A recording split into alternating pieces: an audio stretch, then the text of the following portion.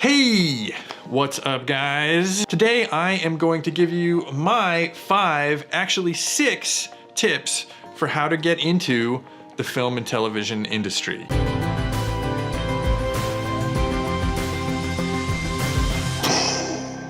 Okay, so one of the number one questions that I get all the time from people is, how did you get into working on big television shows like Timeless and Extant and Iron Fist and Daredevil? I came up with a list of what I think are the top 5 things that I did in my life anyway, the top 5 decisions that I made in life that got me into working on big network television shows. I actually have a bonus 6th one, which I will talk about at the end. Number 1, and I'm going to admit that I've completely stolen number 1 from Susan Wren, who owns and runs the Stream.tv, which is a great streaming website. But she has been a mentor of mine, and she has told me for many years now to have the 1-year, 3-year, and 5-year plan. What she's talking about is you need to sit down and imagine where you're going to be a year from now, 3 years from now, and 5 years from now. And you should set goals for those different markers. Oh, hey buddy. Say hi to the camera, Snake. Hi camera. Well, now that I am completely covered in cat hair, let's keep going. The 1-year, 3-year, 5-year plan. You have to imagine where you're gonna be 1 year from now, 3 years from now, and 5 years from now. And it's okay if things change. Your plans are probably gonna change, but it's good to have a plan. For me, one of my main goals is to direct television. Right now I'm a visual effects supervisor and I have second unit directed television, but one day I really want to direct a television show. My 1-year goal was to leave working in a visual effects facility and go independent. And I did that with Timeless, and now I have another show coming up. You work a lot closer with the crews and the productions, and you get to be more a part of the process. You're not removed and working for a company. Another one of my 1-year goals was to get an agent, someone that could represent me for visual effects and eventually directing, and I just did that. Super cool. My 3-year plan is to lock myself in as an independent visual effects supervisor and also second unit direct on television shows. The reason visual effects supervision can lead to second unit directing so often is because you get these really complicated visual effects scenes.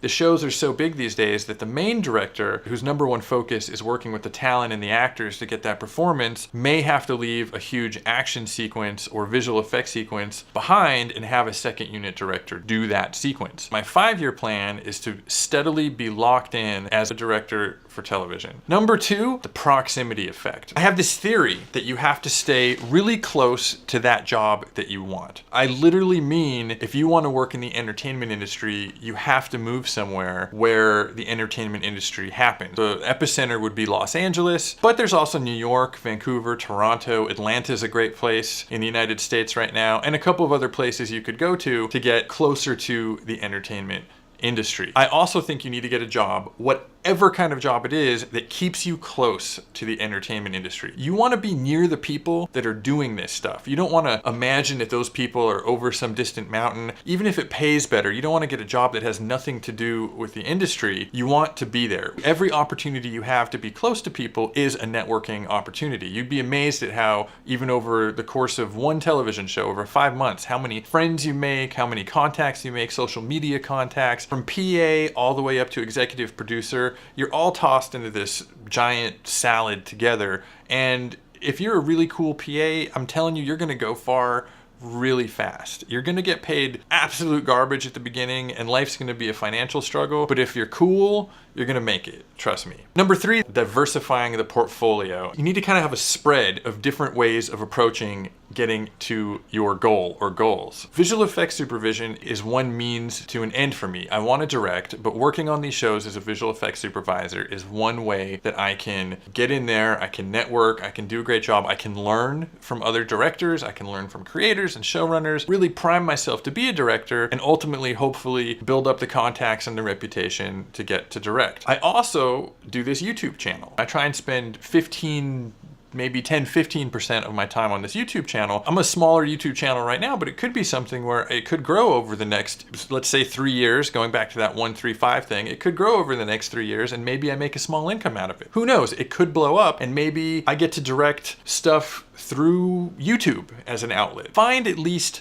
3 different ways to get to your goal and keep them all going all the time. Take a percentage of what you do in your life and sort of spread it across the board and find a safe way and a crazy way and an in-between way and do them all. Number 4 is making stuff. You're gonna be someone who's creative in the entertainment industry specifically. You need to make stuff. This YouTube channel for me is about making stuff. My Instagram and Instagram stories have become a very new way for me to make stuff. I just had a great lunch meeting with a friend of mine who produces films. She said you should absolutely make a short film. So I'm gearing towards maybe making a short film in the next year. Any sort of art, anything creative, social media, it's all making stuff, but you have to do it. It keeps you sharp. It lets people know that you're creative and it makes you better. I get better every time I make something. Number 5, use any skills that you have to get ahead. When I was in film school, I had one professor who gave us this really smart analogy. He said, if you stick around it long enough, one day you're gonna see that that door is ajar.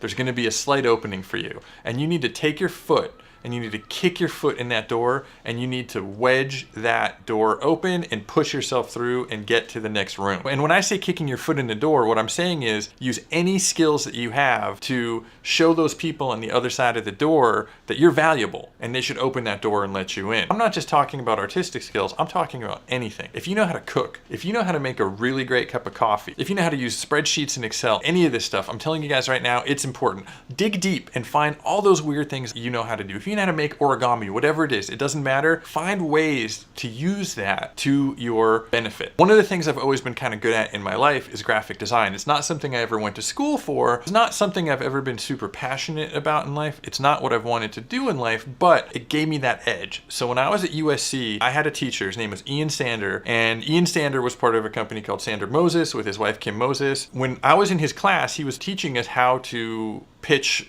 television shows, and his style of pitching involved using a lot of graphics. He'd make these graphic books and he'd bring them in and show the executives and the studios and stuff his ideas for shows through a graphic visual presentation. The thing is, I looked at his presentations and they were good, but I was like, man, I've been a graphic designer for 12 years already. Like, I could take this to the next level. So when it was time for us to do our assignment and make a pitch book for like a hypothetical pitch for the class, like, I went to the nines. I took all my graphic design skills and I made the coolest book. I went to like blurb and I printed it as a hard copy, and when I handed it in, like, that was it. That was my job interview. He pulled me aside and he's like, hey, come to my office, I'm gonna get you a job tomorrow. So I ended up working on the television show Ghost Whisperer and for Sander Moses for a couple years. They taught me a lot about television, and I kicked that door open using the skills that I had, and I got into the industry before I even graduated film school by using the skills that I had. So that's what I'm talking about. Use those skills. Bonus number 6. The second biggest question I get when people find out that I went to film school is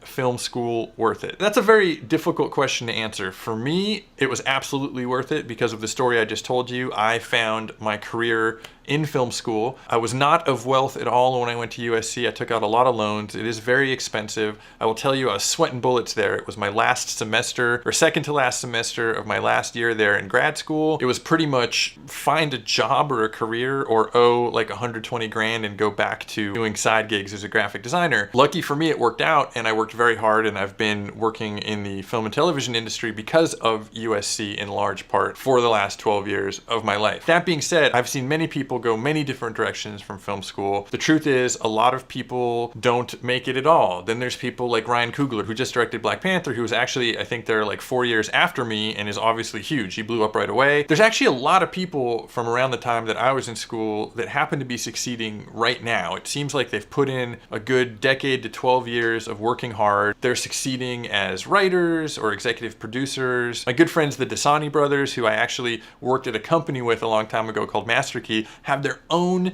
Netflix show that they're shooting in Jordan right now. And I gotta tell you guys, that is so cool to have all these people that I know like creating Netflix shows and TV shows and stuff is just amazing. And honestly, in a self-serving sort of way, it's actually really good to know all these people. Like, you're connected, you're hooked up. So that USC Mafia thing is kind of true specifically to that school. Do you have to go to film school? Absolutely not. There are so many great opportunities out there right now. YouTube is such a great platform. Anyway, the point is, film school is a personal decision. I will say one thing. If you do go to film school, specifically a school like SC or AFI, and one of the grad requirements is that you have to make a short film. Do not spend an exorbitant amount of money on your film. I think a lot of people make the same mistake, which is they put money into the spectacle, into the visual, shoot anamorphic, Arri Alexa, whatever. That doesn't matter. It doesn't matter. What matters is character and story. Again, character and story. So take a Sony A7 or take your iPhone with that cool new Moment anamorphic lens or whatever and shoot a film there, but have a good story. You will actually have a better chance of succeeding in this day and age even than when I was in film school. All right, guys, that is it for this video.